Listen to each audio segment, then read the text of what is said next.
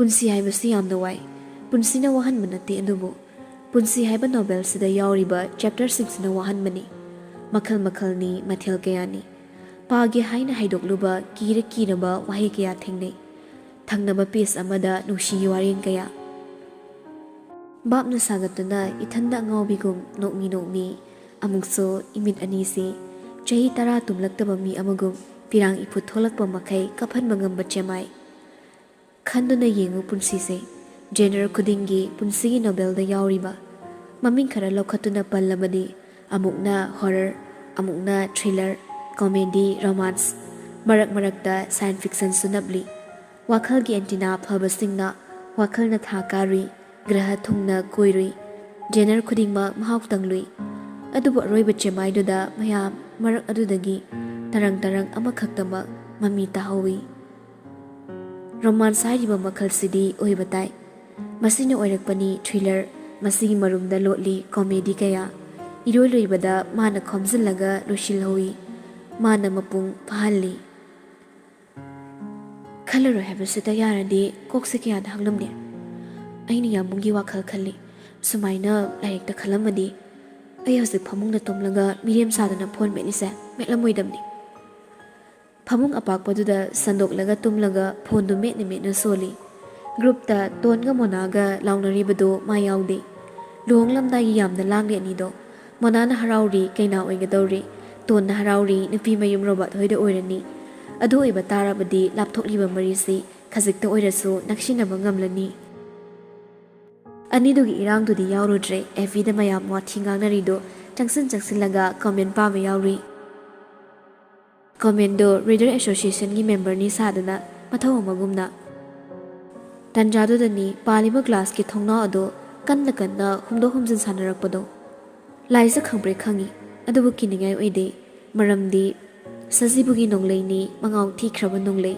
ꯄꯂꯦꯞꯐꯝ ꯈꯪꯗꯕ ꯅꯣꯡꯂꯩ ꯑꯗꯨꯕꯨ ꯂꯦꯞꯇꯦ ꯃꯇꯧꯗꯣ ꯍꯟꯖꯤꯟ ꯁꯨꯝ ꯇꯧꯗꯨꯅ ꯂꯩꯕꯗꯨꯗ ꯂꯥꯏꯁꯤꯗꯣ ꯍꯩꯅꯗꯕ ꯐꯥꯎꯔꯛꯂꯦ ꯐꯨꯛ ꯍꯧꯒꯠꯂꯒ ꯂꯣꯟꯁꯤꯜꯂꯨꯒꯦ ꯈꯟꯅ ꯇꯥꯟꯖꯥ ꯆꯞ ꯆꯥꯅ ꯃꯥꯅ ꯍꯧꯖꯤꯛꯇ ꯊꯝꯂꯝꯕ ꯐꯣꯟꯗꯣ ꯈꯤꯡꯂꯛꯏ ꯊꯣꯡꯅꯥꯎ ꯂꯣꯟꯁꯤꯟꯕꯒꯤ ꯋꯥꯈꯜꯗꯣ ꯀꯥꯎꯈ꯭ꯔꯦ ꯂꯥꯛꯂꯤꯕ ꯐꯣꯟꯗꯣ ꯑꯣꯟꯈꯠꯂꯒ ꯐꯃꯨꯡꯗꯨꯗ ꯑꯃꯨꯛ ꯐꯝꯊꯔꯛꯂꯤ ꯀꯩꯅꯣ ꯅꯨꯡꯗꯥꯡꯁꯤꯗ ꯕꯣꯏꯗꯣ ꯈꯣꯟꯗꯥꯗꯨꯗ ꯅꯣꯛꯂꯛꯏ ꯁꯤ ꯇꯥꯒꯦ ꯍꯥꯏꯗꯅ ꯇꯧꯔꯛꯄꯅꯦ ꯑꯩꯁꯦ ꯂꯥꯏꯖ ꯀꯩꯝꯇ ꯈꯟꯖꯤꯜꯂꯨꯗꯦ ꯃꯈꯣꯡ ꯑꯅꯤꯃꯛ ꯐꯃꯨꯡꯗ ꯊꯥꯡꯒꯠꯂꯒ ꯇꯥꯁꯤꯜꯂꯒ ꯐꯝꯂꯒ ꯆꯨꯝꯗ꯭ꯔꯤꯡ ꯌꯦꯡꯗꯨꯅ ꯍꯥꯏꯔꯛꯏ ꯌꯥꯝꯕꯨꯡꯁꯤꯕꯨ ꯊꯃꯣꯏ ꯄꯥꯟꯗ꯭ꯔ ꯆꯠꯂꯣꯗ ꯕꯣꯏ ꯑꯩ ꯁꯨꯝ ꯊꯥꯖꯔꯛꯇ꯭ꯔꯤꯕꯣ ꯀꯤꯅꯦꯞ ꯇꯧꯔꯒ ꯃꯊꯥꯕꯥꯛ ꯍꯣꯏꯒꯥꯏꯔ ꯌꯦꯡꯉꯁꯤꯔꯥ ꯅꯪ ꯑꯃꯨꯛꯇ ꯐꯥꯕꯤꯒꯦꯔꯕ ꯃꯩꯔꯥꯕꯒꯤ ꯋꯥꯔꯤ ꯇꯥꯅꯕ ꯐꯣꯟ ꯇꯧꯔꯛꯄ ꯇꯥꯔ ꯃꯥꯜꯂꯤ ꯅꯨꯄꯥꯗꯣ ꯑꯆꯣꯠꯄ ꯃꯁꯝꯗꯣ ꯇꯩꯊꯣꯛꯅ ꯐꯃꯨꯡꯗ ꯐꯝꯊꯔꯒ ꯈꯨꯝꯂꯛꯏ ꯁꯤꯒꯨꯝꯕ ꯖꯥꯠꯀꯤ ꯀ꯭ꯋꯦꯁꯟ ꯃꯌꯥꯝꯁꯤ ꯀꯔꯝ ꯀꯥꯟꯗ ꯍꯪꯕ ꯂꯦꯞꯇꯣꯔꯤꯅꯣ ꯈꯪꯗ꯭ꯔꯦꯗ ꯃꯩꯔꯥꯕꯒꯤ ꯃꯇꯧꯅꯦ ꯅꯪꯒꯤ ꯃꯇꯧꯃꯛꯅꯦ ꯅꯣꯏ ꯑꯅꯤꯒꯤ ꯀꯥꯔꯛꯇ ꯂꯦꯞꯂꯤꯁꯦ ꯀꯨꯏꯔꯦ ꯑꯗꯨꯕꯨ ꯑꯅꯤꯃꯛ ꯒ꯭ꯌꯥꯟꯒ ꯁꯨꯛꯇꯥ ꯇꯥꯗꯦ ꯅꯨꯄꯤꯗꯨ ꯁꯥꯎꯅꯤꯡꯉꯛꯏ ꯃꯣꯟ ꯑꯃ ꯂꯧꯔꯒ ꯇꯥꯞ ꯂꯥꯎꯅ ꯀꯣꯟꯁꯤꯜꯂꯤ ꯃꯆꯤꯟ ꯈꯛꯇꯅꯤ ꯃꯥꯅ ꯐꯕ ꯑꯩꯁꯦ ꯃꯥꯅ ꯁꯨꯛꯅꯨꯡ ꯅꯨꯡꯁꯤꯗꯦ ꯍꯥꯏꯕꯁꯦ ꯀꯛꯄ ꯌꯥꯗ꯭ꯔꯕ ꯋꯥꯐꯝꯅꯤ ꯅꯨꯡꯁꯤꯅ ꯌꯦꯡꯂꯒ ꯑꯩꯕꯨ ꯏꯟꯊꯣꯛꯅꯕ ꯍꯣꯠꯅꯕ ꯑꯩꯁꯨ ꯃꯨꯛꯂꯕꯅꯤ ꯍꯧꯖꯤꯛꯇꯤ ꯅꯨꯡꯁꯤꯔꯁꯨ ꯎꯠꯂꯔꯣꯏꯗꯧꯅꯤ ꯃꯥꯅ ꯄꯥꯝꯗꯕ ꯉꯥꯛꯇ ꯈꯟ ꯇꯧꯗꯣꯏꯅꯤ ꯑꯩꯗꯤ ꯀꯨꯏꯔꯦꯗꯅ ꯃꯥꯅ ꯑꯩꯕꯨ ꯋꯥꯍꯟꯕ ꯇꯦꯡꯅꯧꯄꯥꯜꯗꯁꯨ ꯅꯣꯡꯃꯇ ꯏꯅꯥꯛꯇ ꯂꯥꯛꯄꯤꯗꯦ ꯑꯩꯅ ꯆꯠꯄꯗꯨꯁꯨ ꯎꯅꯕ ꯐꯪꯗꯕ ꯀꯨꯏꯔꯕꯅꯤ ꯃꯥꯅ ꯑꯩꯕꯨ ꯑꯣꯠꯄ ꯍꯧꯖꯤꯛꯇꯤ ꯑꯩꯒꯤ ꯇꯔꯟꯅꯤ ꯁ꯭ꯂꯣꯞ ꯊꯤꯕꯒꯨꯝꯅ ꯊꯤꯔꯛꯄꯗꯣ ꯇꯥꯅꯤꯡꯗ꯭ꯔꯕꯁꯨ ꯇꯥꯔꯤꯕꯅꯤ ꯅꯨꯄꯥꯗꯣ ꯑꯗꯨꯕꯨ ꯅꯍꯥꯟꯈꯩꯒ ꯃꯥꯟꯅꯗꯕ ꯋꯥꯍꯩ ꯑꯃ ꯌꯥꯎꯔꯛꯄꯗꯨꯗ ꯈꯪꯉ ꯍꯩꯔꯛꯂꯤ ꯇꯦꯡꯅꯧꯄꯜ ꯆꯠꯇ꯭ꯔꯤꯉꯩ ꯃꯃꯥꯡꯗ ꯅꯕꯥꯅꯤ ꯁꯥꯎꯅꯕ ꯂꯩꯕ꯭ꯔꯥ ꯆꯝꯊꯣꯛꯄ ꯂꯝꯕꯤ ꯑꯃꯗ ꯍꯪꯂꯛꯄꯅꯤ ꯑꯅꯤꯁꯤꯒꯤ ꯅꯨꯡꯁꯤ ꯅꯨꯡꯉꯣꯜꯒꯤ ꯃꯔꯤ ꯕꯣꯏꯅ ꯈꯪꯕ꯭ꯔꯥ ꯈꯪꯈꯤꯗꯕ꯭ꯔꯥ ꯍꯥꯏꯕꯗꯤ ꯈꯪꯗ꯭ꯔꯦ ꯑꯗꯨꯕꯨ ꯃꯇꯝ ꯄꯨꯝꯅꯃꯛꯇ ꯂꯥꯏꯁꯤꯅ ꯃꯩꯔꯥꯕꯕꯨ ꯈ꯭ꯋꯥꯏꯗꯒꯤ ꯍꯦꯟꯅ ꯅꯤꯡꯉꯤ ꯍꯥꯏꯕꯁꯤꯃꯗꯤ ꯃꯌꯦꯛ ꯁꯦꯡꯅ ꯈꯪꯉꯤ ꯅꯨꯄꯤꯗꯨꯁꯨ ꯋꯥꯔꯤꯗꯣ ꯅꯤꯡꯁꯤꯡꯕꯒꯨꯝ ꯇꯨꯃꯤꯟ ꯂꯩꯔꯝꯂꯒ ꯍꯥꯏꯔꯛꯏ ꯁꯥꯎꯅꯗꯦ ꯍꯔꯥꯎ ꯋꯥꯔꯤ ꯁꯥꯟꯅꯔꯤꯕꯅꯤ ꯑꯗꯨꯕꯨ ꯅꯨꯃꯤꯠ ꯂꯩꯗꯧꯅ ꯊꯣꯛ ꯍꯦꯛꯇ ꯑꯣꯟꯈ꯭ꯔꯤꯅꯤ ꯅꯨꯄꯥ ꯃꯥꯅ ꯍꯨꯠꯄꯦꯠ ꯌꯥꯝ ꯀꯜꯂꯤ eyes is the mirror of soul ꯀꯥꯏ ꯍꯥꯏꯅꯕꯗꯣ ꯂꯧꯗ꯭ꯔꯥꯎꯕꯗꯨꯗ ꯂꯩꯇ꯭ꯔꯦ ꯃꯤꯠꯁꯤꯗ ꯃꯨꯟꯅ ꯌꯦꯡꯂꯒ ꯑꯣꯏꯗꯕ ꯉꯥꯡꯕ ꯉꯝꯕ ꯅꯨꯄꯥꯅꯤ ꯃꯨꯟꯅ ꯇꯥꯏ ꯃꯊꯪ ꯅꯤꯡꯁꯤꯡꯉꯤ ꯃꯩꯔꯥꯕꯒꯤ ꯃꯑꯣꯡ ꯃꯥꯒꯤ ꯃꯇꯧ ꯀꯨꯏꯅ ꯇꯤꯟꯅꯔꯛꯄꯅ ꯃꯩꯔꯥꯕꯅ ꯂꯥꯏꯖꯗ ꯊꯝꯂꯤꯕꯏꯟꯇꯦꯟꯁꯟ ꯈꯖꯤꯛꯇ ꯑꯣꯏꯔꯕꯁꯨ ꯈꯪꯕ ꯉꯝꯃꯤ ꯑꯗꯨꯕꯨ ꯑꯣꯟꯊꯣꯛ ꯑꯣꯟꯁꯤꯟ ꯇꯧꯔꯤꯕ ꯋꯥ ꯉꯥꯡꯗꯕ ꯅꯨꯄꯥꯁꯤꯒꯤ ꯃꯇꯧꯗ ꯕꯣꯏ ꯋꯥꯈꯜ ꯊꯥꯗꯕ ꯍꯧꯔꯛꯂꯤ ꯑꯇꯞꯄ ꯈꯣꯟꯖꯦꯜꯗ ꯁꯣꯜꯂꯛꯏ ꯐꯨꯝꯂꯤꯕ ꯄꯣꯠꯁꯛꯁꯤꯗꯤ ꯅꯨꯡꯁꯤꯕ ꯈꯛꯇ ꯅꯠꯇ꯭ꯔꯦꯗꯅ ꯀꯩꯅꯣ ꯑꯃꯨꯛ ꯂꯣꯜꯂꯤꯁꯦ ꯌꯥꯝꯕꯨꯡ ꯀꯥꯎꯅꯕ ꯃꯟꯇ꯭ꯔꯔꯣ ꯑꯗꯨ ꯑꯣꯏꯔꯗꯤ ꯈꯔ ꯀꯟꯅ ꯁꯣꯟꯖꯤꯜꯂꯛꯎ ꯑꯩꯗꯤ ꯍꯣꯁꯄꯤꯇꯥꯜ ꯆꯠꯂꯒ ꯕ꯭ꯔꯦꯟ ꯋꯥꯁ ꯇꯧꯊꯣꯛꯅꯤꯡꯉꯕꯅꯤ ꯃꯥꯒꯤ ꯋꯥꯈꯜꯕꯨ ꯀꯥꯎꯅꯤ ꯍꯥꯏꯔꯗꯤ ꯀ꯭ꯋꯥꯂꯤꯇꯤ ꯐꯕ ꯕ꯭ꯔꯁ ꯑꯃꯅ ꯀꯔꯤ ꯇꯛꯑꯁꯨ ꯏꯁꯥꯅ ꯌꯥꯖꯔꯦ ꯈꯨꯗꯛ ꯀꯨꯏꯕ ꯋꯥꯈꯜꯗꯣ ꯊꯝꯂꯒ ꯕꯣꯏ ꯅꯣꯡꯃꯤ ꯅꯣꯡꯃꯤ ꯇꯧꯔꯛꯂꯤ ꯀꯣꯛ ꯇꯩꯊꯣꯛꯂꯝꯕ ꯇꯥꯋꯦꯜꯗꯣ ꯐꯃꯨꯡ ꯃꯆꯤꯗ ꯇꯞꯅ ꯊꯝꯈ꯭ꯔꯕ ꯍꯤꯞꯊꯔꯛꯂꯤ ꯃꯃꯤꯠ ꯎꯏꯁꯤꯜꯂꯒ ꯁꯤꯂꯤꯡꯗꯨꯗ ꯃꯨꯟꯅ ꯌꯦꯡꯂꯒ ꯇꯞꯅ ꯑꯃꯨꯛ ꯁꯣꯜꯂꯤ ꯃꯪ ꯑꯃ ꯃꯪꯉꯤ ꯌꯥꯝꯅ ꯀꯤꯕ ꯃꯪ ꯁꯨꯃꯥꯏꯅ ꯅꯣꯡ ꯊꯤꯠꯂꯤ ꯊꯤꯠꯂꯤ ꯆꯨꯕꯁꯦ ꯑꯩꯒꯤ ꯀꯣꯛꯇ ꯌꯥꯝꯅ ꯍꯩꯅꯗꯕ ꯑꯃ ꯐꯥꯎꯔꯤ ꯀꯩꯒꯤꯅꯣ ꯍꯥꯏꯕꯗꯤ ꯈꯪꯗꯕ ꯃꯤ ꯌꯥꯝꯅ ꯇꯤꯟꯕ ꯃꯐꯝ ꯑꯃꯗ ꯏꯃꯥꯁꯨ ꯍꯦꯛ ꯎꯏ ꯃꯨꯠ ꯑꯃꯗ ꯂꯩꯔꯝꯕ ꯅꯨꯄꯤꯗꯣ ꯑꯔꯣꯏꯕ ꯋꯥꯍꯩꯗꯨꯗ ꯆꯥꯏꯈ꯭ꯔꯦ ꯕꯣꯏꯒꯤ ꯃꯃꯥꯗꯣ ꯅꯤꯡꯁꯤꯡꯂꯛꯏ ꯃꯤꯁꯤ ꯆꯥꯗꯅ ꯁꯤꯈꯤꯕꯗꯣ ꯃꯤꯠꯃꯥꯡꯗ ꯇꯔꯨ ꯇꯔꯨ ꯎꯔꯛꯂꯤ ꯂꯥꯏꯖꯗꯣ ꯈꯪꯒꯤ ꯀꯤꯔꯛꯄꯒꯨꯝꯁꯨ ꯇꯧꯔꯤ ꯑꯦꯛꯁꯤꯗꯦꯟꯅꯤ ꯃꯔꯗꯔꯅꯤ ꯃꯔꯩ ꯌꯥꯝꯅ ꯌꯦꯠꯅꯈꯤꯕꯅꯤ ꯕꯣꯏꯅ ꯁꯣꯔ ꯇꯞꯅ ꯇꯞꯅ ꯍꯣꯟꯊꯕꯒꯤ ꯈꯣꯟꯖꯦꯜ ꯇꯥꯏ ꯇꯨꯝꯊꯅꯕ ꯍꯣꯠꯅꯕꯒꯤ ꯃꯇꯧꯒꯨꯝ ꯃꯔꯛꯇꯨꯗ ꯂꯥꯏꯖ ꯋꯥꯈꯜ ꯑꯃ ꯈꯜꯂꯛꯏ ꯀꯔꯤꯒꯨꯝꯕ ꯃꯗꯔ ꯑꯣꯏꯔꯝꯂꯕꯗꯤ ꯃꯃꯥꯗꯣ ꯀꯅꯥꯅ ꯍꯥꯠꯈꯤꯕꯅꯣ ꯃꯇꯧ ꯀꯔꯝꯅ ꯀꯔꯤꯒꯤꯗꯃꯛ ꯄꯨꯟꯁꯤꯗ ꯑꯃꯨꯛꯇ ꯈꯜꯂꯨꯗ꯭ꯔꯤꯕ ꯋꯥꯈꯜꯅꯤ ꯉꯁꯤ ꯃꯥꯅ ꯈꯜꯂꯤꯕ ꯇꯟꯖꯥꯗꯨꯗ ꯐꯣꯟ ꯑꯃ ꯂꯥꯛꯏ ꯋꯦꯇꯤꯡ ꯆꯪꯕꯒꯤ ꯈꯣꯡꯂꯛꯄꯗꯨꯗ ꯂꯥꯏꯖꯗ꯭ꯔꯣ ꯈꯪꯄ꯭ꯔꯦ ꯑꯃꯨꯛ ꯈꯪꯂꯤ ꯈꯖꯤꯛꯇꯪ ꯂꯥꯞꯊꯣꯛꯂꯒ ꯌꯦꯡꯂꯨꯕꯗ ꯁꯦꯞ ꯂꯩꯇ꯭ꯔꯕ ꯅꯝꯕꯔꯅꯤ ꯑꯗꯨꯕꯨ ꯃꯩꯔꯥꯕꯒꯤꯅꯤ ꯍꯥꯏꯕ ꯈꯪꯉꯤ ꯀꯣꯛ ꯂꯩꯕꯤ ꯕ꯭ꯔꯦꯟ ꯐꯕꯤ ꯁꯥꯗꯨꯅ ꯈꯜꯂꯝꯕ ꯋꯥꯈꯜꯗꯣ ꯃꯤꯀꯨꯞꯇ ꯐꯠ ꯑꯣꯟꯈ꯭ꯔꯦ ꯐꯣꯟꯗꯨ ꯆꯤꯡꯂꯒ ꯐꯠ ꯀꯛꯊꯠꯂꯤ ꯃꯥ ꯄꯥꯏꯅꯤꯡꯕꯅ ꯂꯣꯏꯔꯦ ꯑꯗꯨꯕꯨ ꯄꯥꯏꯗꯦ ꯑꯃꯨꯛꯁꯨ ꯇꯧꯔꯛꯏ ꯑꯃꯨꯛꯁꯨ ꯀꯛꯏ ꯍꯟꯖꯤꯟ ꯍꯟꯖꯤꯟ ꯇꯧꯔꯛꯏ ꯅꯨꯄꯥꯗꯨꯁꯨ ꯑꯅꯝ ꯀꯜꯂꯤ ꯍꯟꯖꯤꯟ ꯍꯟꯖꯤꯟ ꯁꯨꯝ ꯀꯛꯄꯗꯨꯗ ꯃꯩꯔꯥꯕ ꯂꯩꯕ ꯌꯥꯗ꯭ꯔꯦ ꯐꯣꯟ ꯇꯧꯕꯗꯨ ꯂꯦꯞꯂꯒ ꯐꯝꯅ ꯐꯝꯅ ꯃꯄꯥꯟꯂꯣꯝꯗ ꯌꯦꯡꯊꯣꯛꯂꯨꯏ ꯁꯣꯜꯂꯤ ꯑꯩꯕꯨ ꯆꯠꯂꯨꯈꯤꯗ꯭ꯔꯣ ꯅꯣꯡꯂꯛꯁꯤꯗ ꯋꯥꯍꯩꯗꯨ ꯌꯥꯔꯛꯇ ꯉꯪꯂꯝꯂꯒ ꯑꯃꯨꯛ ꯇꯧꯏ ꯑꯗꯨꯕꯨ ꯄꯥꯏꯗꯦ ꯑꯇꯤꯌꯥꯗ ꯀꯣꯏꯄꯥꯏ ꯄꯥꯏꯔꯤꯕ ꯂꯨꯝꯊꯔꯕ ꯅꯣꯡꯒꯤ ꯃꯄꯩꯒꯨꯝ ꯋꯥꯈꯜ ꯑꯔꯨꯝꯕ ꯑꯃꯗ ꯃꯪꯗꯨꯅ ꯂꯩꯔꯝꯕꯗꯨ ꯃꯥꯕꯨ ꯅꯤꯡꯁꯤꯡꯂꯛꯇꯨꯅ ꯇꯧꯔꯛꯄꯅꯤ ꯂꯥꯏꯖꯅ ꯏꯔꯥꯏ ꯂꯥꯏꯊꯣꯔꯛꯄ ꯃꯇꯧꯁꯤꯗ ꯍꯟꯗꯛ ꯅꯨꯄꯥꯁꯤ ꯂꯩꯕ ꯉꯝꯗꯕ ꯑꯃ ꯇꯧꯔꯤ ꯍꯟꯖꯤꯟ ꯍꯟꯖꯤꯟ ꯄꯥꯏꯗ꯭ꯔꯕꯗ ꯃꯩꯔꯥꯕꯗꯣ ꯃꯦꯁꯦꯖ ꯑꯃ ꯀꯤꯠ ꯀꯤꯠ ꯅꯝꯃꯤ ꯋꯥꯈꯜ ꯏꯈꯟ ꯈꯟꯗ ꯀꯤꯝꯕꯥꯞ ꯁꯦꯝꯕ ꯀꯗꯥꯏꯗ ꯇꯝꯃꯣꯏ ꯍꯪꯒꯦ ꯇꯧꯕ ꯁꯣꯝꯗ ꯂꯥꯏꯖꯗꯣ ꯏ ꯀꯥꯕꯅ ꯂꯣꯏꯔꯦ ꯃꯥ ꯐꯣꯟꯗꯤ ꯄꯥꯏꯒꯦ ꯈꯟꯗꯦ ꯀꯣꯜꯗꯨꯁꯨ ꯀꯛꯇꯦ ꯊꯑꯣꯏꯅ ꯋꯦꯇꯤꯡ ꯆꯪꯍꯜꯂꯤ ꯃꯥꯁꯨ ꯃꯦꯁꯦꯖ ꯑꯃ ꯄ꯭ꯔꯞꯍꯜꯂꯤ ꯊꯧ ꯆꯤꯟꯕ ꯃꯤꯅ ꯑꯔꯦꯝꯕꯗ ꯊꯧ ꯀꯥꯏꯊꯣꯛꯄꯤꯔꯣꯏꯁꯦ ꯃꯇꯝ ꯄꯥꯝꯃꯨꯗ꯭ꯔꯣ ꯑꯗꯨꯏ ꯍꯪꯕꯩꯗꯃꯛ ꯃꯤꯉꯣꯟꯗ ꯗꯤꯁꯇꯔꯕ ꯇꯧꯅꯨ ꯐꯣꯟ ꯄꯥꯏꯌꯨ ꯁꯅꯥ ꯑꯆꯤꯛꯄ ꯑꯍꯤꯡꯁꯤꯗ ꯀꯅꯥꯒꯅꯣ ꯅꯪꯅ ꯋꯥꯔꯤ ꯁꯥꯔꯤꯁꯦ ꯇꯥꯏꯞ ꯇꯧꯕ ꯍꯧꯔꯝꯕ ꯃꯦꯁꯦꯖ ꯑꯗꯨ ꯄ꯭ꯔꯞ ꯀꯛꯏ ꯃꯩꯔꯥꯕ ꯃꯥ ꯈꯣꯏꯗꯧ ꯁꯥꯎꯒꯠꯇꯨꯅ ꯖꯣꯔ ꯖꯣꯔ ꯍꯦꯛꯇ ꯏꯔꯨꯔꯤ ꯀꯣꯟꯅꯊꯪꯗ ꯑꯅꯧꯕ ꯑꯃ ꯅꯝꯃꯤ ꯃꯤꯅ ꯇꯧꯔꯛꯄ ꯌꯥꯗꯕ ꯑꯣꯏꯔꯗꯤ ꯀꯔꯤꯒꯤ ꯐꯣꯟ ꯄꯥꯏꯔꯤ ꯊꯃꯣꯏ ꯄꯦꯟꯕ ꯋꯥ ꯑꯃꯠꯇ ꯍꯥꯏꯗꯕ ꯅꯨꯄꯥꯁꯤꯕꯨ ꯀꯔꯤꯅꯣ ꯀꯥꯇꯨ ꯀꯥꯔꯟꯇ ꯉꯥꯡꯂꯒ ꯃꯥꯕꯨ ꯈꯣꯏꯗꯧ ꯁꯥꯎꯒꯠꯅꯕ ꯃꯆꯥꯛ ꯑꯣꯏꯔꯛꯂꯤ ꯂꯥꯏꯖꯗꯣ ꯅꯧꯊꯕ ꯂꯩꯇ ꯄꯪꯆꯥꯛꯇ ꯆꯥꯛꯂꯗꯨꯅ ꯁꯥꯎꯅ ꯃꯈꯨꯠꯇꯨꯅ ꯄꯤꯠ ꯄꯤꯠ ꯅꯝꯂꯒ ꯔꯤꯄ꯭ꯂꯥꯏ ꯍꯜꯂꯤ ꯑꯌꯥꯕ ꯃꯤ ꯈꯛꯇꯅ ꯇꯧꯔꯛꯀꯗꯕ ꯑꯩꯅ ꯄꯥꯝꯗꯕ ꯅꯨꯡꯁꯤꯗꯕ ꯃꯤꯒ ꯋꯥꯔꯤ ꯁꯥꯟꯅꯅꯕ ꯐꯣꯟ ꯄꯥꯏꯕ ꯅꯠꯇꯦ ꯑꯩ ꯋꯥꯔꯤ ꯁꯥꯔꯤ ꯃꯦꯁꯦꯖꯁꯦ ꯊꯥꯖꯤꯜꯂꯒ ꯏꯇꯩ ꯏꯅꯥꯎ ꯀꯥꯏꯅꯅꯕ ꯁꯤꯟꯕꯤꯔꯛꯀꯅꯨ ꯁꯣꯝꯗ ꯅꯨꯄꯥꯗꯣ ꯈꯣꯟꯖꯦꯜ ꯊꯣꯛꯅ ꯈꯪꯉꯥꯏ ꯍꯥꯏ ꯀꯔꯤ ꯏꯇꯩ ꯏꯅꯥꯎ ꯃꯦꯁꯦꯖ ꯍꯟꯗ꯭ꯔꯤ ꯃꯥ ꯐꯣꯟꯗꯨ ꯄ꯭ꯔꯞ ꯑꯃꯨꯛ ꯇꯧꯁꯤꯜꯂꯤ ꯍꯟꯗꯛꯃꯨꯛꯇꯤ ꯅꯨꯄꯤꯗꯨ ꯄꯥꯏꯔꯛꯂꯤ ꯅꯨꯄꯥꯗꯨꯅ ꯋꯥ ꯑꯃ ꯉꯥꯡꯖꯒꯦ ꯅꯪꯗ꯭ꯔꯤꯉꯩ ꯄꯦꯗ꯭ꯔꯣꯡ ꯂꯣꯜꯂꯛꯏ ꯃꯥꯒꯤ ꯍꯧꯅꯕꯤ ꯇꯧꯔꯛꯂꯤ ꯆꯒꯠ ꯆꯒꯠ ꯍꯩꯅꯗꯦ ꯍꯥꯏꯕ ꯅꯠꯇ꯭ꯔꯣ ꯑꯩꯅ ꯋꯥꯔꯤ ꯁꯥꯔꯤ ꯈꯪꯅ ꯈꯪꯅ ꯍꯟꯖꯤꯟ ꯍꯟꯖꯤꯟ ꯇꯧꯁꯤꯟꯕ ꯄꯥꯝꯗ꯭ꯔꯦ ꯈꯪꯅ ꯈꯪꯅ ꯆꯒꯠ ꯆꯒꯠ ꯁꯨꯝ ꯌꯦꯠ ꯂꯩꯕ ꯅꯣꯏ ꯁꯥꯏꯠ ꯍꯦꯔꯣꯒꯤ ꯊꯕꯛꯁꯦ ꯇꯧꯔꯛꯀꯅꯨ ꯁ꯭ꯋꯥꯏꯗ ꯀꯔꯤ ꯑꯩꯕꯨ ꯁꯥꯏꯠ ꯍꯦꯔꯣ ꯃꯥꯅꯤ ꯅꯪꯗꯤ ꯁꯥꯏꯠ ꯍꯦꯔꯣꯅꯤ ꯍꯤꯔꯣ ꯍꯥꯏꯁꯤꯗꯤ ꯍꯤꯔꯣꯏꯟꯅ ꯄꯥꯝꯕ ꯅꯨꯄꯥꯗꯣ ꯑꯣꯏꯒꯗꯧꯕ ꯅꯪꯗꯤ ꯑꯩꯅ ꯀꯥꯕ ꯄꯥꯝꯂꯝꯂꯁꯨ ꯍꯧꯖꯤꯛꯇꯤ ꯄꯥꯝꯗ꯭ꯔꯕꯅꯤꯅ ꯁꯥꯏꯠ ꯑꯣꯏꯈ꯭ꯔꯕꯅꯤ ꯑꯗꯨꯅ ꯑꯩꯉꯣꯟꯗ ꯌꯦꯜꯂꯛꯀꯅꯨ ꯅꯨꯄꯥꯗꯣ ꯃꯆꯤꯟꯒ ꯊꯤꯅꯤꯡꯂꯛꯏ ꯇꯥꯟꯖꯥꯗꯨꯗ ꯅꯨꯄꯤ ꯃꯥꯅ ꯉꯥꯡꯕꯒꯨꯝ ꯌꯧꯋꯤ ꯍꯦꯛꯇ ꯈꯨꯝꯅꯤꯡꯂꯛꯏ ꯑꯗꯨꯕꯨ ꯀꯗꯥꯏꯗꯅꯣꯃ ꯏꯄꯟ ꯄꯜꯂꯤ ꯉꯥꯡꯊꯣꯛꯄ ꯉꯝꯗꯦ ꯃꯈꯨꯠꯅ ꯃꯔꯥꯏꯕꯛꯇ ꯇꯞꯅ ꯇꯞꯅ ꯅꯥꯜꯂꯒ ꯍꯥꯏꯔꯛꯏ ꯑꯁ ꯁꯅꯥ ꯋꯥꯍꯩ ꯃꯇꯦꯛꯁꯤꯗ ꯑꯁꯨꯛ ꯃꯒꯨꯟ ꯂꯩꯍꯟꯕ ꯉꯝꯕ ꯇꯨꯃꯤꯟ ꯂꯩꯔꯁꯨ ꯄꯛꯆꯕ ꯋꯥꯍꯩ ꯑꯃ ꯍꯥꯏꯗ꯭ꯔꯁꯨ ꯅꯨꯡꯁꯤꯕ ꯁꯅꯥ ꯍꯥꯏꯕ ꯋꯥꯍꯩꯁꯤꯅ ꯊꯃꯣꯏꯕꯨ ꯅꯨꯡꯁꯤ ꯂꯥꯟꯕꯨꯡ ꯇꯝꯅ ꯁ꯭ꯔꯣ ꯁ꯭ꯔꯣ ꯍꯦꯛ ꯆꯤꯡꯂꯒ ꯄꯨꯁꯤꯟꯕ ꯉꯝꯕ ꯑꯗꯨꯕꯨ ꯃꯁꯤꯅ ꯑꯣꯏꯕ ꯌꯥꯒꯗ꯭ꯔꯥ ꯅꯨꯄꯤ ꯃꯥꯒꯤ ꯋꯥꯈꯜꯗ ꯅꯥꯏꯇꯣꯝ ꯇꯥꯔꯕ ꯅꯨꯡꯁꯤꯕꯅꯤ ꯅꯤꯡꯖꯩ ꯅꯨꯄꯥꯁꯤꯅ ꯃꯍꯥꯛꯄꯨ ꯅꯨꯡꯁꯤꯗꯦ ꯆꯨꯝꯅꯇ ꯇꯠꯅꯕ ꯌꯥꯗꯕ ꯏꯃꯨꯡꯒꯤ ꯃꯔꯤꯅꯤ ꯄꯨꯟꯗꯨꯅ ꯃꯥꯕꯨ ꯅꯨꯡꯁꯤꯕ ꯁꯥꯕꯅꯤ ꯍꯧꯈꯤꯕ ꯑꯍꯤꯡꯗꯨꯗꯒꯤ ꯃꯀꯣꯛꯇ ꯆꯨꯗꯨꯅ ꯂꯩꯈ꯭ꯔꯕ ꯋꯥꯈꯜꯅꯤ ꯂꯥꯏꯖ ꯁꯥꯎꯅꯤꯡꯂꯛꯏ ꯃꯥꯕꯨ ꯀꯧꯔꯤꯕꯗꯣ ꯈꯨꯝꯅꯤꯡꯗꯦ ꯁꯥꯎꯔꯪ ꯍꯥꯏꯔꯝꯃꯤ ꯖꯦꯁꯤꯕꯤ ꯊꯧꯖꯤꯜꯂꯒ ꯂꯩꯊꯛ ꯂꯩꯈꯥ ꯑꯣꯟꯈꯩ ꯊꯃꯣꯏ ꯁꯣꯒꯥꯏꯕꯤꯔꯝꯃꯤ ꯂꯩꯇꯨꯝ ꯑꯃ ꯂꯛꯁꯤꯜꯂꯒ ꯃꯦꯟꯕ ꯌꯥꯈꯤꯗ꯭ꯔꯣ ꯍꯤꯔꯣ ꯑꯣꯏꯒꯦ ꯈꯟꯒꯅꯨ Side Hiroga Hire, Nang Dine, Betni Bet or Leona. Why do my Haramnaga, Fonduyam Tuna Kakatre? Mera Bangak the Yingling, Mrs. Amu Paisile. Amuk Hector block or a come. Haibaga Tobaga, the part is a preparatory. The Pido Nangang live the Tawena, and the Buddha sing home crane to Pise. Ma put the lining Izabi Sanado, or home Manai Mana Timbaya Kidre, Takidre, Nungsina Koba Kum Kidre. Point Kaktalak Pagingagli, Gagnagang amongst the toxin money. Speaking to someone else, Haram Badagi, busy Heracli. Madudi, number the block Tokibagi Matoni. Tum Tadribani Nupado, Tongnang Mayan lived to na Yumtangnabagi Maduda, Inglambani. Masado tung olaga, while Nakanda Fetngate. Fondo the Yinglaga, Mrs. Amandami. Sarong Tori, my tongue do so. Kalak Kaman by Hulamaso, Tap Tariba, Nongum. Tamoy at Yada Hitari. Pausu Paukre, a pick pinang na pause. Chota says Noina, Maheli Takat. Haitagi, attitude na wangbi. Wetagi, Igona Lumbi. Send the Namgetawi and the book Kubi to Chapler Cray. Message to Tasira Taroshira, Tingzing Mangzing, Kubido Mo Chingsin, Amo Handok Toranga Lake.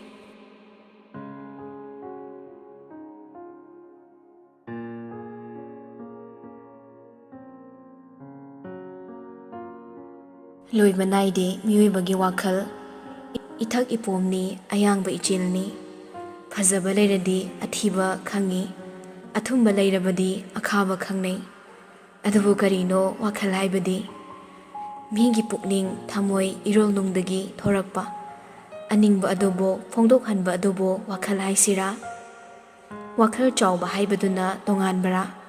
Haivong Manungi, Tinga, Mapal Tongi Tinga, Kenabadi, Adumak Lebatai. Awaba, Asauba, Akiba Kauki, Adum Lip Namak. Wakal na Wakal Amada, Jatlanki, Nungsibana, Nushi Haireglaso, Wakal na di Tazade, Masiwa Wakal Nangi, Lilara. Wakal Nangbo, Jumtok na Boho Nabada, Taibong Miyoi Bakayadi, Tawai Magli, Nong Magangda.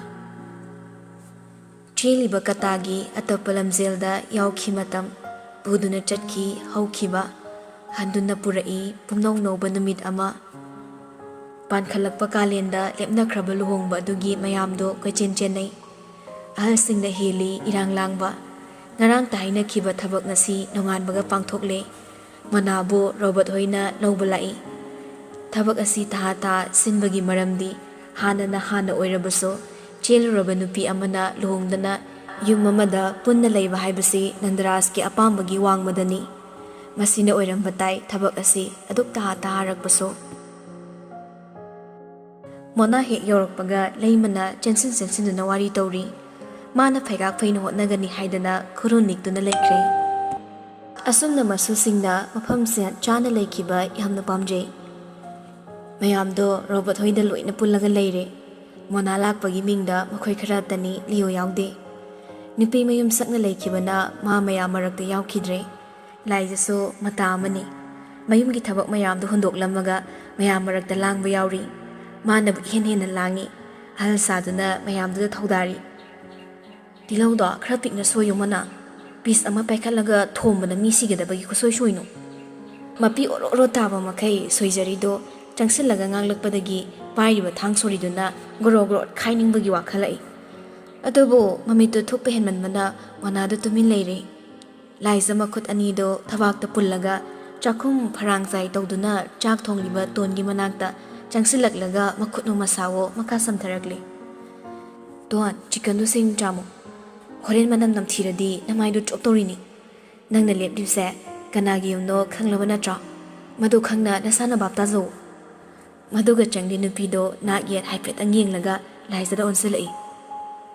Imungi me canam to Udrisakagino. Bok deep what labors at Cray, Abungo di Adelaiduni, a day to Pacanali during get. Tondo, Baptari Hangom, Makok to Fatfat Nomi. Mangon the Gilator Bada, Manana phone with Lambado Obada, lies up, probably Jensilaga Horagli. How's it Mrs. Tanaba Matamla? Long ago later, Sida, don't hang ready come I don't yet. Chop Mali Biman, Yam Chop Mali. Nang se Parga Borada Halaga, Turena Koktanaba, Mini Liba.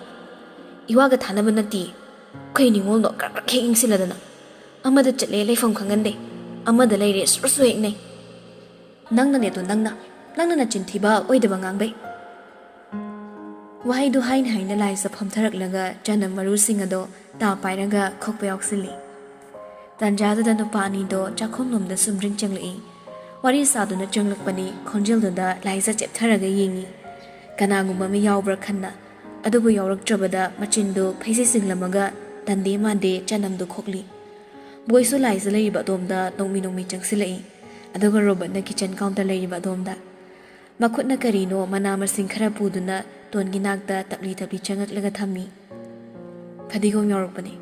Atay singjugi machal kharaso. Makhoi gi chakhum da leplinge pamjaba manai insang leiduna pusilakpagi nungai busidi kari gi changdam daroni.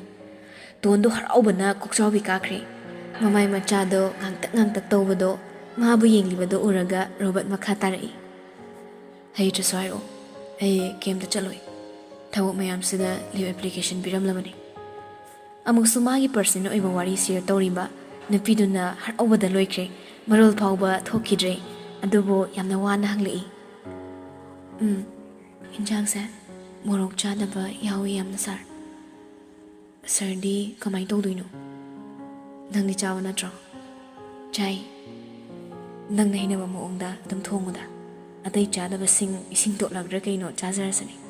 Kari upay lege puzari na pama moongda thongbuba. Wahai du da tondo nokfia tawringe nakanda wari kabak tahoba laisana lauri. Chandam marusina mita namsillaga imit sa tangan krage. Mit ka panjaningdre ujaningdre amta lila drama mayamse. Torok liba matawdu da roboto haipet kasu ikaini poni. Laisana nati tondani. Mina tabada kay no wakalamada chatpa wai kara hai krabra khali. Tonda laisa romda yinglaga laibado uraga hairi. Kadai chicken doi chambira agi. Natana thadokpa nungaite. Yani sir edum sumtoge. Si hairaga robot na paikhat kiba chicken do hapa ball do takna pairi. Tan chana nupado gi makutta so hek thengure. Robot to fating lei. Ani dum michanai matawdu da tondo ikaira duna paisuluwa makutto tapna thadoragli. Somda chakhomlom do onsilaga phamliba nupi do di pangchak ta chakla poni. Khoklam bachana maru ama monada phatpiraga hairi. Mona se mitane amta namsilo mit paluba ai yam lale amadu su tasing na chana maru du lauranga hairi yetro oidro nama melaga yaradra chana manipiro ani dugi matongdo da boidu no I laisagi makhong manakta kulliba matu jomjom lawbu hido laknarambani makso masadu chumne irin sana phamlaga pocketagi kaino malok thoklaga laisigi mangda thamlei Laisa so karino haipagu mili. Ticket ni cinema ticket. It ends with us. Hairiba novel do movie oina putoklani haibadi taki. Atubu ticket oina urabada Laisa boida harau ni yingli. Miting du khangladana nupado sunongmi. Saksa thu achaluse. Nang napam na pakiba novel ni haidana larokpani. Special show ni ngasi khaktani. Wahai du tamada Laisa harau ni ticket to lokhotlaga Nagi tungmang laili duna yingi. Adubo ticket to mari khakto ibaduda mona boy de yinglaga. Kayno tarisiba kanana yingaga kanana lehawdiba. Sanaga ega tonga robot ka. Ikhoy mari ni yingaga noy lehawdiba. Mona do brang sawalay. Daboy kayno. Akoy simi oyno udraba. Asino belse. Saga ka ki phawrini. Sana mathana na pabadaw na yaroy. Ay ticket yam thunako. Leo na nang pukino haibeni. Hawziki nang kusi tawba yadre. My life Leo rules orabani. Chabe sabet ngang nuka same du loishilo ekoi thinkini. Manado ik abana loiri. Chakhom da yingloi Robert katon gado rasyam kangba moongda nokmi chak thongminari. Matang sted laisana boina lairak ticket to makhuta pai hairaga selfie tawri. Machindo amutum thok amutum sin. Tanja chana boi magi phone do lokthok laisana tawri do photo ani yap thuna kapsili. Photo do da tariba laisana noklaga ticket pairiba do ngak munna yinglamlaga status ta muk thami. Ticket tanarubagi awaba word oiri. Look how happy she is. Status so thamkibaga second khara khakta mangairi. Kui ba matam natri chakhum da leiramba robot to manakong da phone naplaga laisagi nakta prabab changak laga hairare. Sana meraba na phone pairo hairine.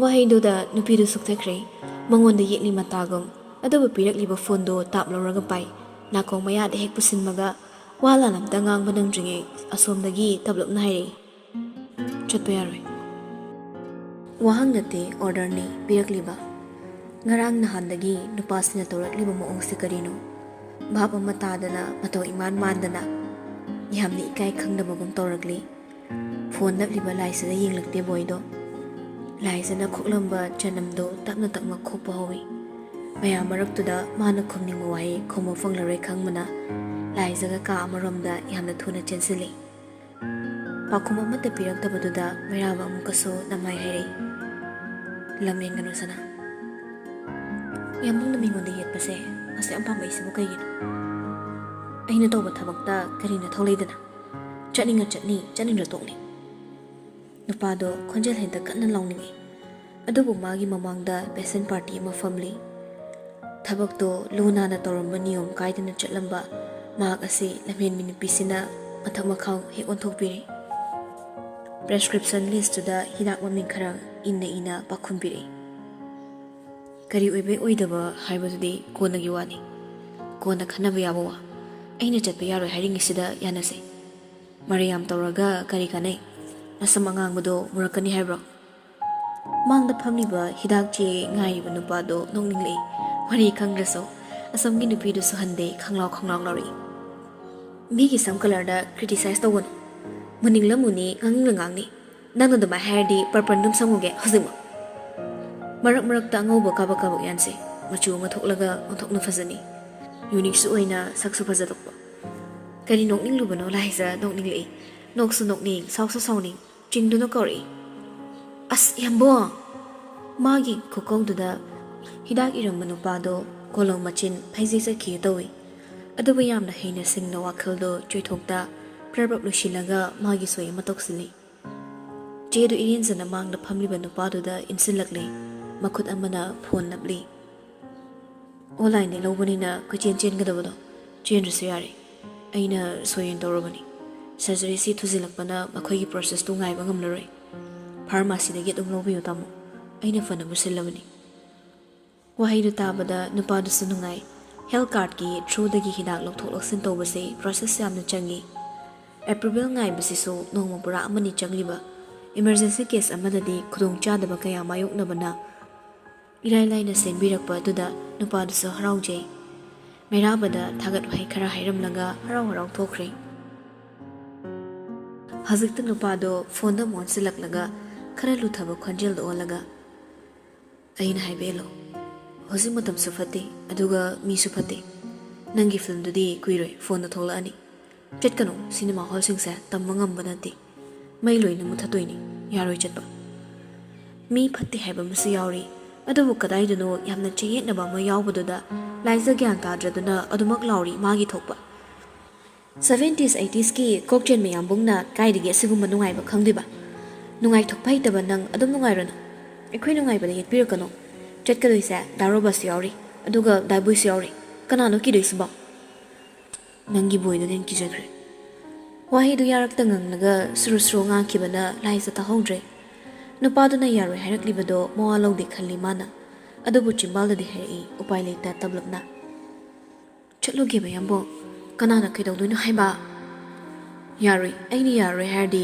yaroi dabani laila arga hairasune mairabana sana cinema yengba chatpa yaroi kaigino nangna irang asu ampamisa sauramba wakhaldo kadaida nupaduna sum hektoksilakpaduda nupido inong nokthakre noktharagi khanna nokthabadi natte nupadogi magunnani kansu kankre yamung nangi nagunse chahi lisang sitna omlakpa mairibo khudakta ohanduna oina ningba phahalli thongnang mayamda leplamba nupido khalliba curtain duda paibui sipoi toranga pirai pakhum athengba pakhum ama mi at last korigani ngodoini koino irang do banate at last ngodoini nang khangra ai at last kyam pam yaba ningsang la iwa hainda nobel duna phongba kuiringe laisana at last sonduna laikiba fiction character duda aduk thina ngawkhibani nupi machado school chatkani haiduna chatkhraga painting house amada changlaga nobel duda writer na pankhiba at last ki moong matau singado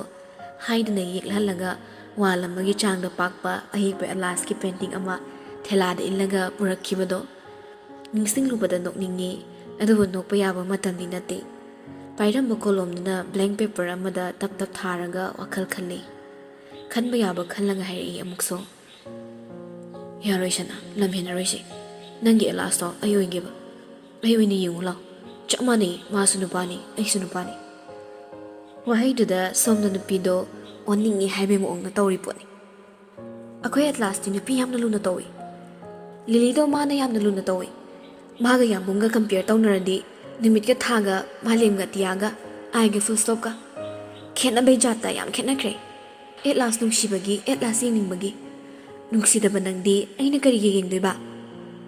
ꯃꯇꯥꯡ ꯏꯆꯥ ꯆꯥꯗ ꯅꯨꯄꯥꯗꯣ ꯈꯝꯕꯜꯂꯛꯂꯤ꯫ Atlas ꯍꯥꯏꯔꯤꯕ fictional character ꯍꯦꯔꯣꯁꯤꯕꯨ ꯑꯁꯤ ꯌꯧꯅ ꯊꯥꯒꯠꯂꯒ ꯃꯥꯕꯨꯅ ꯊꯤꯅ ꯉꯥꯡꯕꯤꯔꯦ ꯈꯜꯂꯒ ꯄ꯭ꯔꯞ ꯍꯥꯏꯔꯛꯏ꯫ ꯑꯗꯨꯗꯤ ꯍꯧꯖꯤꯛ MMDCꯗ ꯐꯣꯟ ꯇꯧꯕ ꯇꯥꯔꯦ꯫ ꯐꯤल्मꯗꯣ ꯀꯥꯞꯄ ꯌꯥꯔꯣꯏ, ꯑꯉꯥꯡ ꯏꯔꯥꯡ ꯇꯧꯔꯦ ꯍꯥꯏꯗꯅ ꯍꯥꯏꯕ ꯏꯟꯗ꯭ꯔꯦꯅ ꯀꯥꯞꯄ ꯌꯥꯔꯣꯏ ꯍꯥꯏꯈ꯭ꯔꯒꯦꯀꯣ ꯑꯗꯨꯗꯤ꯫ ꯋꯥꯍꯩꯁꯤꯡꯗꯣ ꯑꯁꯦꯡꯕ ꯑꯣꯏꯔꯕꯣꯏ ꯅꯤꯡꯉꯤ, ꯇꯧꯅ ꯇꯧꯈ꯭ꯔꯗꯒꯨꯝ ꯄꯥꯈꯠꯂꯒ ꯍꯥꯏꯔꯛꯏ꯫ ꯌꯥꯝꯕꯣ, ꯌꯥꯝꯕꯣ, ꯑꯗꯨꯗꯨꯗꯤ ꯇꯧꯕꯤꯒꯅꯣꯕ ꯄ꯭ꯂꯤꯖ, ꯑꯗꯣꯝꯕꯨ ꯂꯥꯞꯅ ꯀꯣꯇꯤ ꯄ꯭ꯔꯅꯥꯝ ꯀꯠꯆꯔꯤ, ꯇꯧꯒꯅꯨ ꯌꯥꯝꯕꯣ꯫ ꯅꯨꯄꯥꯗꯣ ꯆꯞ ꯂꯦꯞꯈ꯭ꯔꯦ꯫ ꯍꯣꯜꯂꯤꯕ ꯁꯣꯔꯗꯨꯒꯤ ꯃꯈꯣꯜ ꯐꯥꯎꯕ ꯇꯥꯈꯤꯗ꯭ꯔꯦ꯫ ꯀꯔꯤ ꯋꯥꯈꯜꯗ ꯊꯤꯡꯒꯠꯂꯤꯕ ꯁꯣꯔꯅꯣ? ꯃꯥ ꯉꯥꯏꯍꯥꯛ ꯉꯥꯎꯗꯨꯅ ꯂꯩꯔꯦ꯫ ꯃꯇꯧꯗꯨꯗ ꯄꯥꯈꯠꯂꯤꯕ ꯅꯨꯄꯤꯗꯨꯗꯤ ꯅꯪ ꯀꯧꯔꯛꯏ꯫ ꯇꯥꯕ꯭ꯔꯣ ꯌꯥꯝꯕꯣ? ꯑꯗꯨꯃꯥꯏꯅ ꯍꯟꯖꯤꯟ ꯍꯟꯖꯤꯟ ꯀꯧꯔꯗꯤ ꯑꯩꯗꯤ ꯀꯝꯗꯧꯅꯤ ꯁꯅꯥ? ꯇꯤꯡꯈꯪꯅ ꯈꯥꯕ ꯁꯝꯕꯜꯁꯤꯡꯁꯦ ꯏꯈꯨꯠꯅ ꯐꯨꯛꯂꯒ ꯊꯨꯗꯦꯛꯂꯒ ꯅꯅꯥꯛꯇ ꯆꯦꯜꯂꯛꯇꯨꯅ ꯌꯥꯝꯕꯨꯡ ꯇꯥꯔꯤ ꯍꯥꯏꯌꯨꯅꯦ ꯁꯅꯥ ꯍꯥꯏꯕ ꯋꯥꯍꯩꯁꯦ ꯍꯥꯏꯅꯤꯡꯂꯛꯑꯗꯤ ꯑꯩ ꯀꯝꯗꯧꯅꯤ? ꯁꯤꯅꯦꯃꯥ ꯌꯦꯡꯕ ꯆꯠꯄ ꯌꯥꯏ ꯌꯥꯗꯦ ꯇꯧꯔꯝꯂꯒ ꯏꯇꯞ ꯇꯞꯅ ꯂꯨꯝ ꯂꯨꯝ ꯂꯥꯎꯕ ꯈꯣꯟꯖꯦꯜꯗꯨꯅ ꯍꯥꯏꯔꯛꯂꯤꯗꯣ ꯇꯥꯕꯗ ꯅꯨꯄꯤꯗꯨ ꯏꯉꯥꯎ ꯉꯥꯎꯔꯦ꯫ ꯃꯥꯅ ꯀꯔꯤꯅꯣ ꯈꯟꯅ ꯂꯩꯔꯤꯉꯩ ꯅꯨꯄꯥꯗꯣ ꯑꯍꯝ ꯍꯥꯏꯗꯨꯅ ꯑꯃꯨꯛꯇꯪ ꯈꯧꯗꯦꯝꯂꯒ ꯃꯈꯥ ꯇꯥꯔꯛꯂꯤ꯫ ꯔꯣꯕꯣꯠ ꯍꯣꯏꯗ ꯂꯩꯕ ꯅꯠꯇ꯭ꯔꯥ? ꯂꯦꯡꯗꯅ ꯂꯩꯔꯝꯃꯨ, ꯀꯩꯝꯇ ꯆꯠꯂꯝꯒꯅꯨꯀꯣ꯫ ꯅꯪꯒꯤ ꯐꯤल्मꯗꯣ ꯌꯨꯝꯗ ꯌꯦꯡꯕꯁꯨ ꯌꯥꯏ, ꯑꯝꯍꯥꯅꯤ, ꯆꯞ ꯃꯥꯟꯅꯩ꯫ ꯑꯩ ꯊꯕꯛ ꯑꯃ ꯂꯣꯏꯁꯤꯜꯂꯒ ꯂꯥꯛꯀꯦ, ꯑꯩ ꯂꯥꯛꯇ꯭ꯔꯤꯐꯥꯎ ꯀꯥꯗꯒꯤ ꯊꯣꯛꯑꯝꯒꯅꯨ, ꯃꯤꯒ ꯀꯧꯅꯔꯝꯒꯅꯨ꯫ ꯁꯤ ꯍꯥꯏꯔꯒ ꯐꯣꯟꯗꯣ ꯌꯥꯝ ꯊꯨꯅ ꯀꯛꯊꯠꯈ꯭ꯔꯦ꯫ ꯅꯨꯄꯤꯗꯨꯗꯤ ꯄꯥꯎꯈꯨꯝ ꯑꯃꯁꯨ ꯄꯤꯕꯁꯨ ꯅꯪꯍꯧꯗ ꯄ꯭ꯔꯣꯛ ꯆꯥꯛꯇꯨꯅ ꯂꯩꯍꯧꯔꯤ꯫ ꯑꯗꯨꯕꯨ ꯃꯋꯥ ꯂꯧꯗꯦ ꯈꯜꯂꯤ꯫ ꯐꯣꯟꯗꯨꯗ ꯁꯞꯇ꯭ꯔ ꯇꯧꯔꯒ ꯌꯦꯡꯂꯝꯂꯒ ꯃꯄꯥꯟꯂꯣꯝꯗ ꯄ꯭ꯔꯞ ꯆꯦꯟꯊꯣꯛꯈ꯭ꯔꯦ, ꯁꯤꯃꯥ ꯌꯦꯡꯕ ꯆꯠꯄꯒꯤ ꯑꯁꯥꯗ ꯃꯣꯟꯗꯥ ꯅꯨꯡꯉꯥꯏꯅ꯫